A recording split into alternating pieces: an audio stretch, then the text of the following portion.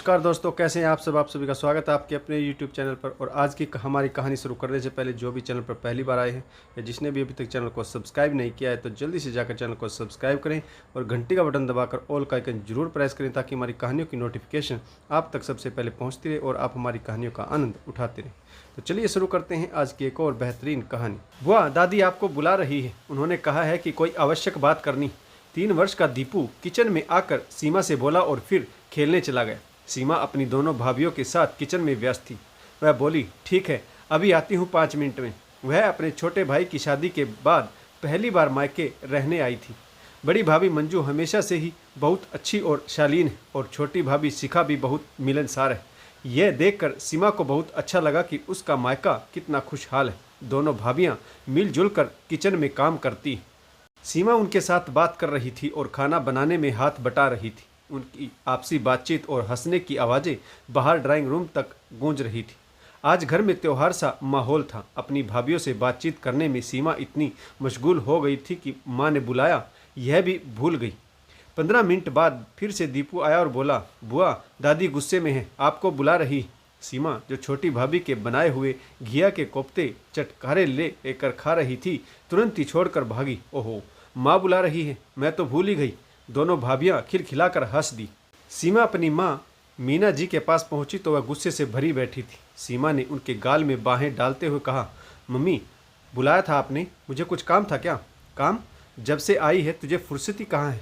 काम ही तो कर रही है। 2 पल मेरे पास बैठकर मेरा हाल चाल और तबीयत पूछने की भी फुर्सत है तुझे? अपनी भाभियों के आगे पीछे घूम रही। अब माँ की क्या ज़रूरत है? अपनी नाराज़गी जाहिर करते हुए मीना जी ने ऐसा कहा तो सीमा बोली, मम्मी, आप बेकार में गुस्सा हो रहे हो। भाभियों के पीछे नहीं घूम रही हूँ बल्कि उनका साथ दे रही हूँ ताकि जल्दी से काम निमट जाए। और फिर हम सब साथ बैठकर हंसे बोले। मीना जी बोली, क्यों? तू क्यों करेगी काम? शादीशुदा बेटियां मायके में काम नहीं आराम करने आती और तू उल्टी गंगा बहा रही। अपने ससुराल में तो तू लगी ही रहती दिन रात और यहाँ आकर भी तुझे चैन नहीं है। मैं तो सोचती हूँ कि बेटी मायके में आए तो उसे आराम और शॉपिंग, बस ये 2 ही काम करने चाहिए। पहले तो मंजू बहू अकेली थी, तब की बात अलग थी, लेकिन अब तो शिखा भी आ गई। 2 भाभियों के रहते तुझे काम करने की जरूरत क्या है? तू यहाँ मेरे पास बैठ और देख, मैंने तेरे लिए कुछ सूट खरीदे। तुझे इसमें से कुछ पसंद है तो बता, नहीं तो कल मैं बाजार जाकर तुझे दिलवा दूंगी। सिलवाने भी तो हैं। वैसे भी तू सिर्फ 10 दिन के लिए ही तो आई और आते ही काम में लग गई। सीमा बोली, मेरी भोली माँ, इस उम्र में आप बाजार जाकर क्या करोगी? मैं अपनी दोनों भाभियों के साथ जाकर शॉपिंग कर लूँगी। आप तकलीफ़ क्यों उठाती हो? इतना कहते हैं मीना जी फिर से नाराज़ हो गई। हाँ हाँ, तुझे तो अब माँ की ज़रूरत ही नहीं रही। 2 भाभियाँ जो आ गई।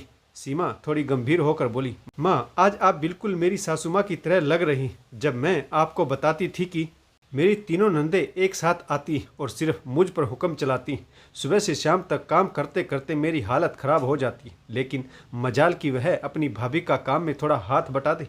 चारों माँ बेटी तरह तरह के स्वादिष्ट भोजन की फरमाइश करती रहती, फिर घूमने निकल जाती। सासू माँ उन्हें शॉपिंग कराती, घर की बहू, परंतु मेरा जरा भी मान सम्मान नहीं। मुझे किसी चीज़ में नहीं पूछा जाता। मैं तो सिर्फ काम करने वाली नौकरानी हूँ। इतना करने के बावजूद भी वे कहती हैं कि भाभी ने ठीक से आवभगत नहीं की। तब आप ही मुझे कहा करती थी कि समधन जी को अपनी बेटियों को समझाना चाहिए, मिलजुल कर काम करने से रिश्ते पर भार नहीं पड़ता। आज भी अगर मेरी नंदे एक साथ आती तो मेरे हाथ पांव फूलने लगते और यही सोचती हूँ कि 1-2 दिन से ज़्यादा वो ना रुके। इतने साल हो गए, आज तक मुझे उनकी पसंद नापसंद का पता नहीं, क्योंकि मैंने उन्हें कभी शॉपिंग कराई ही नहीं। अपने भाई से पैसा ले लेती और फिर अपनी माँ के साथ जाकर खरीदारी कर लेती। मुझे किसी काम में साझेदार नहीं बनाती। सब कुछ तो सासुमा कराती है ये, और फिर मुझ पर यह भी आरोप लग जाता है कि बहू को रिश्ते निभाने नहीं आते। मैं नहीं चाहती कि कल को मेरी भाभियाँ भी मुझे बोझ समझे। मैं अपना मायका खोना नहीं चाहती। रिश्तों में प्यार तभी बना रहता है जब एक दूसरे की तकलीफ़ को समझा जाए। मम्मी, मैं चाहती हूँ कल को अगर आप या पापा ना रहे तो भी भाभियाँ मुझे इतने ही प्यार, सम्मान और इज्जत से बुलाएं जितने मान सम्मान से आप बुलाते हैं।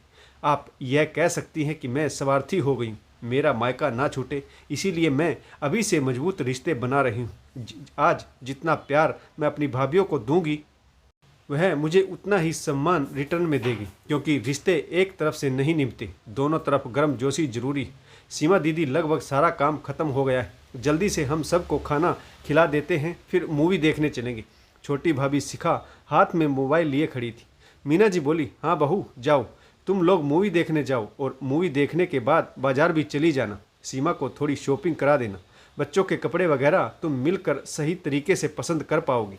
रात का खाना और बच्चे मैं संभाल लूँगी। तभी बड़ी बहू मंजू आकर बोली, मम्मी जी आपको परेशान होने की ज़रूरत नहीं है, हम लोगों ने रात का खाना भी बना लिया है, बस गर्मा गर्म रोटियां सेकनी बाकी रहेंगी, वह हम आकर कर लेंगी।